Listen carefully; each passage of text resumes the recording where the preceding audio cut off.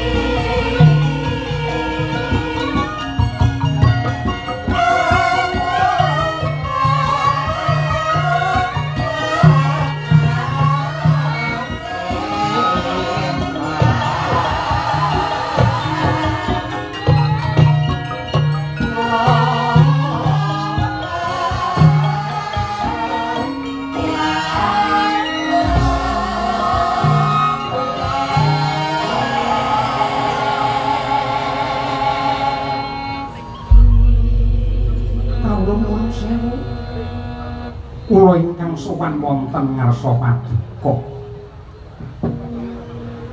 Anakku Pambayun Karna kaya kejugrukan ukir sari kablabaran samudra madu. Dene anakku sowan ana pengarepane pun Aku njaluk ngapura karena wiwit kowe jabang bayi nganti dewasa ora tak blowentah. Aku ora ngatekake marang kowe cah bagus. Nuwun sewu. Nadyan paduka mboten paring katerangan, kula sampun miterang kanthi gamblang lan wijang kaliyan Kanjeng Ibu lan Kanjeng Rama Nada kaliyan Rama Adirata bab sejarahipun Basukarna. Sampun cetha pratila bilih paduka Dewi Kunti ingkang dados lantaran kula linairaken wonten ing alam Padang. Paduka tetela jimat kamulyan kula, paduka sesembahan kula Ibu Karna.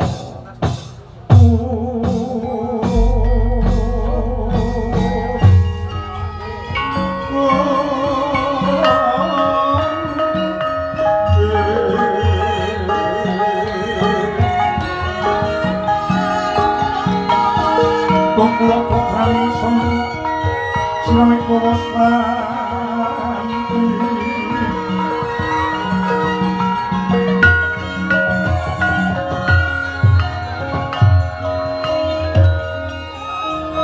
Anakku Karna pancen bener kepara nyata kuwi anakku lanang. Kowe mutiaraning uripku cah bagus. Inggih Ibu. Mila nggih kula sowan wonten ngarsa paduka kula namung badhe nyuwun pangestu. Kula namung badhe nyuwun dipun sebul mawi donga paduka karana ingkang putra badhe netepi jiwaning Senopati. Kula badhe tetandhingan kaliyan Yayi Arjuna Ibu. Karna mestine kowe wis ngerti lamun Janaka yadimu. Ya kene Basukarna bakal mentala nyipara marang sedulurmu nom. Ibu. Ing palagan Baratayuda ing antawisipun kula lan Yayi Janaka menika satriya. Satriya ingkang anggadhahi jejibahan ngrungkepi jiwaning Senopati. Kejawi saking menika tiyang sak jagat sampun kebrebekan kaliyan kaprawiranipun Yayi Janaka. Kula kinten kridanipun Yayi Arjuna badhe sembada nugel jangga kula Ibu. Kaya mangapa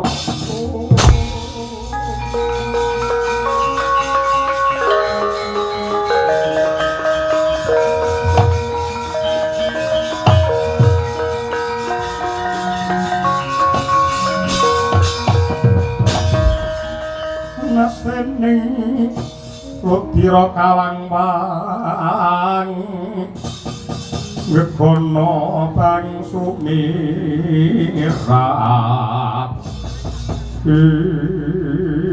Karno sing jeneng ibu bakal remuk rempu batine weruh anake padha Bandayuda gedene paten pinaten. Aja yo nggih. Aja kowe sing mati, aja Janaka sing mati, mbokmu bae sing mati. Kanjeng Ibu. Menawi limrahipun ibu pirsa putranipun Bandayuda mesti risak penggalihipun. Nanging menawi paduka benten paduka menika mutiaraning para ibu muspikaning para putri ingkang boten badhe sulap mirsani dumateng eden-eden kadunya. Kanjeng Ibu, anggen kula sowan mriki kula namung badhe nyuwun sih katresnan ibu ingkang tulus. Gandeng wiwit bayi abang ngantos dewasa kula dereng nate pikantuk panggulawentahing sang ibu sejati mila saking menika.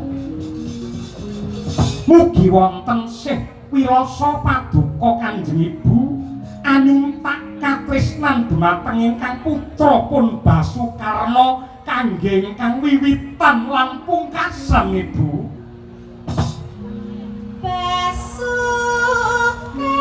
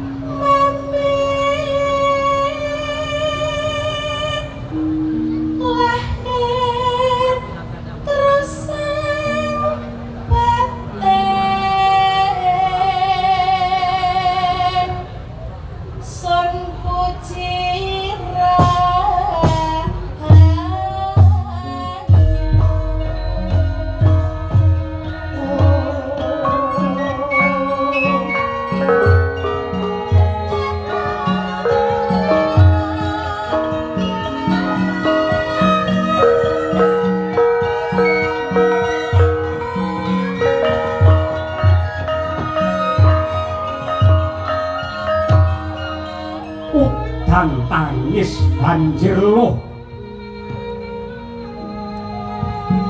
Sang ibu Dewi Kunti siga ngrangkul ingkang putra kinekep-kekep kaya bayi ingkang siaban. Mangkono Sang Basukarna nadyanto satriya santosa. Barandene angguguk candrane kaya bayi ingkang ditinggal lunga ibune ning pasar. Mangkono Sang Dewi Kunti siga nglukar Makutawira ingkang putra Mustaka dioden rebahaken ing pepangkone sang ibu. Dewi Kunti angidung asih sarwiyang isik-isik pangarapane ingkang putra sarta angelus rikmanira Sang Basukarna ayem tentrem ing pepangkon. Sanadyan mung sak gebyaran Sang Basukarna angler sare marem rasane karana sinawang sarwi mesem. Bocah Bubi kabyarsa swaraning jago kluruk ingkang hamelung-melung kaya hameling pring Sang Senopati ingkang kedah ngayati dharma. Rika jenggirat Sang Basukarna mrabat siyaga manjing ing Tegal Kurusetra. Oh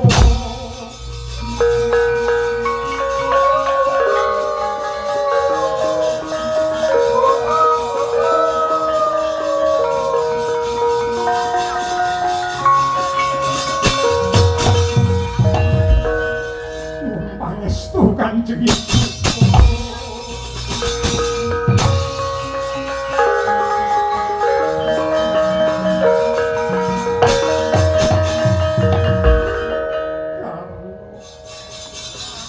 Karena anakku.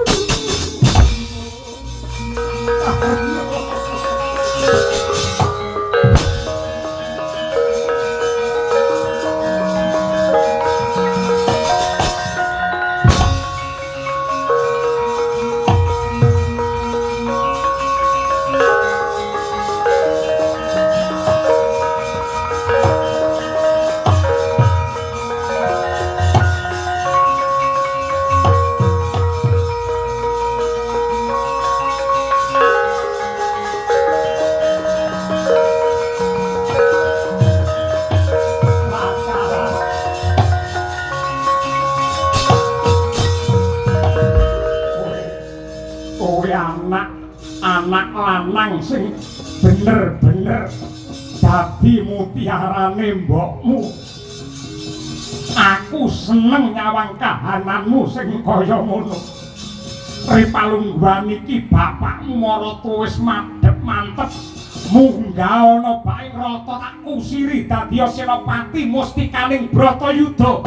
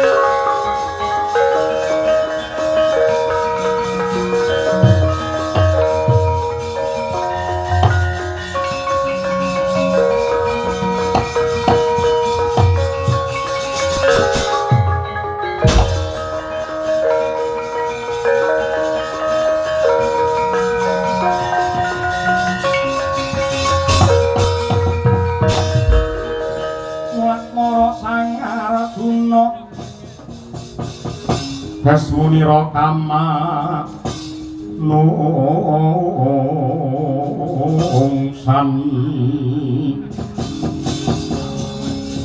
sawangnya gendrek memanis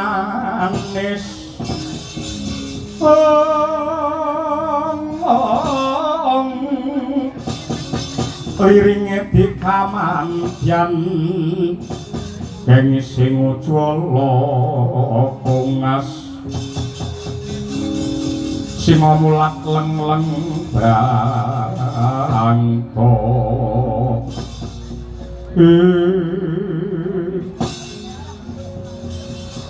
Poko Prabu Ndorowati jimat sesemban kula ing Marcapada prating dolahan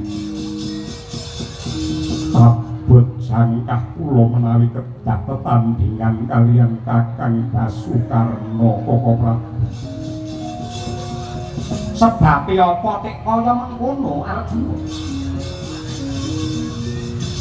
Kakang Basukarna menika kadang kula sepuh ingkang kedahipun kula pundi-pundi kula mboten mentala menawi kedah tetandhingan kaliyan Kakang Ngawungguh Arjuna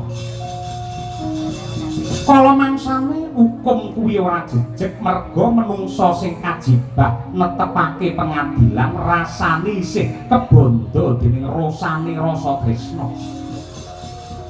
yen karo wong liya kowe tega mentala midana ning yen karo sedulur siadi ora mentala njur besok kapan adil iki bisa njedul lamun to patrape siadi ora adil mbang cindhi mbang siladan kaya ngono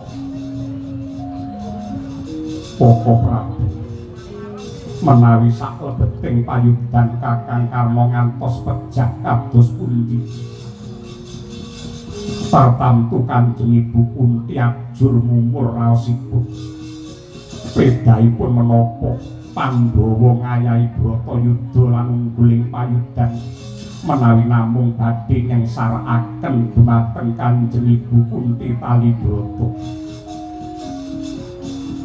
Arjuna urip iku lugune mung netepi dharma kautaman dene menungsa kok kadunungan rasa seneng lan sedih kuwi pancen kodrate mangkono yen menungsa isih kagubel dening rasa sing ndok rasakake ripalungguhan iki merga pancen uripe isih kagubel dening pangarep-arep lan pepinginan tembung sepi pamrih pramih gawe kuwi yektine menungsa mung diutus nindakake kewajiban tanpa ngarep-arep apa-apa dene asile iki mengko kepiye pasrahna marang purbane Hyang Agung sliramu ngono dudu wong saudon saurupan nanging dina iki siadi jinejer dadi satu satriya piranti ning jagat supaya mrasta angkaraning bumi mula siadi aja nganti mangu-mangu lan mangkratingan sawangan kakangmu Ngawangga wis siaga ing diri sawiga ing gati ngantu-antu tekani siadi minangka kembange Tegal Kurusetra kuwi aja nglokro kaya mengko